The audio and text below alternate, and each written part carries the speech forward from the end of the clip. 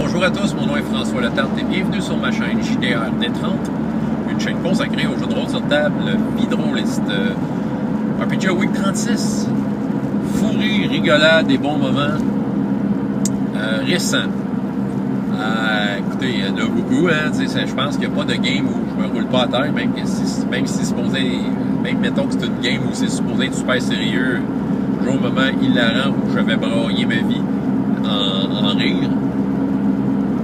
Mais je peux quand même prendre note de certains moments précis, mettons, que je vais vous relater, qui sont pas... écoute, je vais y aller chronologiquement. Okay? Je vais y aller dans le plus vieux. T'sais. Je vais tricher un peu, là, je sais que Bruno a demandé des trucs récents. Mais dans le fond, là c'est juste de l'anecdote que je vous envoie. Fait que si ça vous intéresse pas, ben, allez pas jusqu'au bout de ça. Là. Je vais essayer d'être bref. On va y aller chronologiquement. Men in Black. J'en ai fait une critique en français dernièrement, notant que c'est un jeu qui est complètement délirant. C'est probablement un de mes jeux préférés, en fait, que je vous parle pas assez, mais c'est vraiment un de mes jeux préférés parce qu'il atteint sa cible, dans mon cas, à chaque fois. Passer un moment complètement délirant dans un contexte comme dans les films de Men in Black. OK? Tu fais des agents super sérieux qui font leurs affaires, puis oublie ça, tu vas avoir mal aux fesses, tu vas avoir l'impression que ton œsophage va te sortir par la bouche tellement que tu vas rire. Je pense qu'il n'y a pas une fois que je me suis pas roulé à terre de douleur tellement que j'ai ri à Men in Black. Écoute, il y a des moments complètement délirants. Je ne ferai pas les anecdotes de toutes les niaiseries qu'on a sorties là-dedans, mais c'est fou, raide. Puis la dernière game que j'ai faite, je veux la souligner, c'est arrivé, écoute, j'en ai, on dirait que j'ai comme une cicatrice qui s'ouvre quand j'en parle, parce que je me souviens d'avoir eu mal. Écoute, c'était avec JDR Ludiste, qui était venu chez nous, puis jasage de jeu de rôle. Fait que Sébastien et Paul il venait dans le coin, il a dit « Hey, je vais aller chez vous, je vais te préparer une game, on va jouer Men in Black. » Puis Sébastien est embarqué. Puis j'étais supposé avoir d'autres joueurs de mes réguliers qui ça marchait pas finalement ce soir-là, mais c'était un peu un hasard, mais certains de mes anciens joueurs se sont comme pointés par hasard pour venir me dire bonjour, dire hey, justement, embarqué. Fait qu'on a joué à Men in Black, écoute, les niaiseries qui sont sorties là-dedans. Tu sais, j'ai utilisé un de mes personnages non-joueurs préférés à Men in Black. Peut-être si je vous dis le nom de François Bourbeau, il existe pour vrai, c'est un animateur radio et télévision qui parle d'OVNI. Puis je l'utilise tout le temps dans mes games. Parce que il finit toujours par avoir une information que les joueurs ont besoin. Fait que c'est toujours hilarant les scènes qu'on fait avec lui. Puis tu sais, pour arriver à leur fin, les personnages, ils font toutes sortes d'affaires qui n'ont pas d'allure. Dans Men in Black, tu te retrouves souvent dans l'illégalité des choses que tu peux faire dans la vraie vie, mais étant donné que tu es un Men in Black, tu as de quoi à faire que c'est souvent urgent. Fait que tu te retrouves à faire toutes sortes de niaiseries. Écoute, ils ont volé un autobus à un moment donné, ils ont pogné... en tout cas, ils ont failli pogner un accident avec, ils ont pogné une madame oiseau, qui était en tout cas, c'était hilarant, écoute. On en a ri une shot, puis eux, même s'ils écoutent la vidéo, vont s'en rappeler ce game-là, là, c'était à brailler de rire, c'est clair que je vais faire du Men in Black encore dans ma vie, c'est super bon.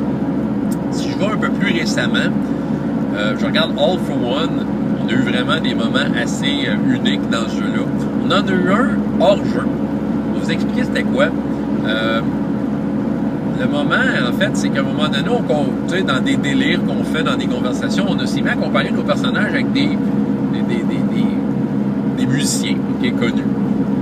Là, on s'est dit, ah oui, c'est ça. Fait que là, c'était commencé à être drôle. Là, il disait Jean-Marie, c'est comme Chris Cornell. Puis OK, ouais, puis là... Jean-Marie, Martin, c'était comme c'est Bon Jovi, tu sais, parce qu'il est comme un preacher un peu ses bords, correct. Philippe, on dit, c'est comme le jeune blanc-bec baveux, Eminem, c'est ça. Puis là, il est arrivé à mon personnage Alphonse, puis il dit, c'est comme David Lee Roth. David Lee Roth, tu savais pas c'est qui, là, c'est tout un personnage dans la vraie vie, chanteur de Van Halen. En tout cas, là, on trouvait ça bien drôle, fait que j'ai fait un montage photo pour représenter mon personnage, je sais que les 4 photos étaient là. C'était tellement drôle parce que, tu sais, Chris Cornell, Bon Jovi, Eminem, toutes des photos un peu, tu sais, des airs badass sérieux, tout ça. Puis moi, j'ai mis David Lee Roth en train de faire un signe de même avec des gants. puis sa bouche ouverte, tu sais. C'est genre de même. Tu sais, comme, no problème, les gars. Tu sais, écoute, faudrait. Je pense que j'en ai déjà parlé de cette photo-là, je sais pas, en tout cas. Je suis sûr que Sébastien, si tu m'écoutes, si tu repasses la photo, on a ri juste à regarder la photo, si on braillait de rire chacun de notre part.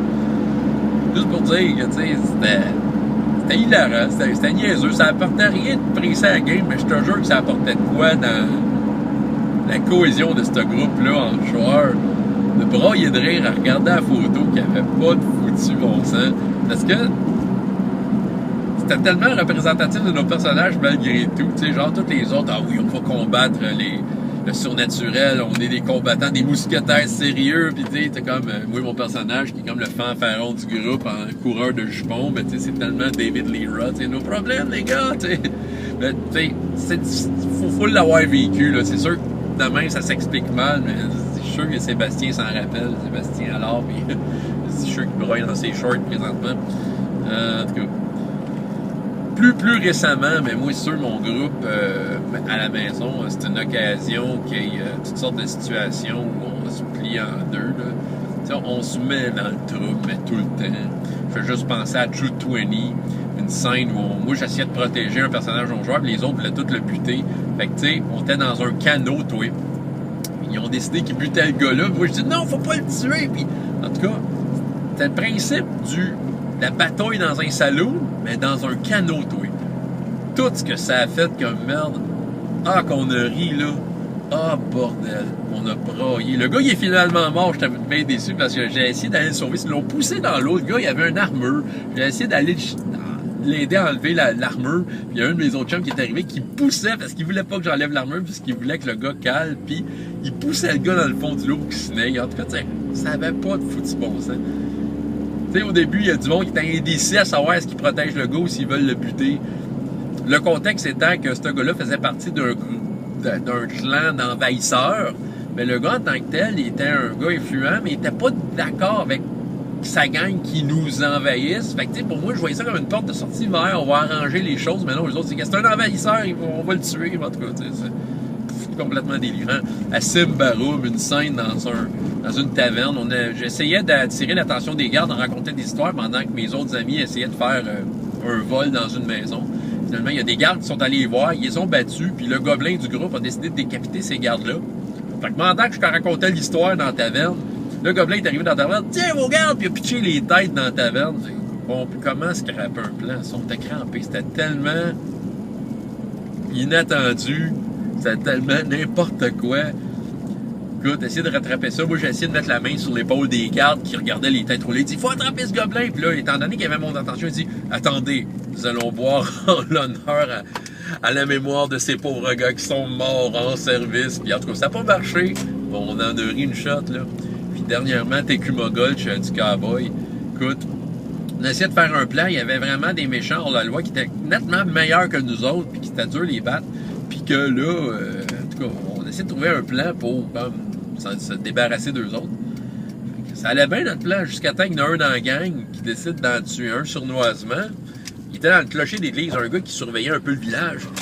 Puis là, il était vraiment dans le clocher d'église. Au début, pour y jaser ça, finalement, ils l'ont tué. Mais ils l'ont tué genre en le poussant en bas du clocher. Fait que tout le monde a vu le gars tomber. Là, notre ami était dans le clocher, avec finalement le fusil du gars qui venait de tuer. Puis il s'est mis à tirer sur toutes les hors-la-loi, mais c'est parce que les hors-la-loi, là, c'était tout, au gun, ils étaient tous meilleurs que nous autres, là. Fait que c'est clair qu'on a braillé de rire parce qu'on se disait, c'était à barnouche, on va être mort. On va être mort. Fait, toutes les fois que nous autres faisions un shot puis que le maître de jeu roulait les dés, c'était on braillait de rire parce qu'on se disait, tabarnouche. Écoute, on s'en est sorti sa peau des fesses, je vous jure. Ça a été un combat. On a ri parce que on était contre l'impossible, parce qu'il y en a un qui a déconné, tu sais, un peu, un joueur qui a déconné, qui a poussé comme un personnage non-joueur, ça y est, tu sais, notre plan qu'on essayait de faire, il vient de tomber à l'eau. Vous allez dire que c'est typique, oui.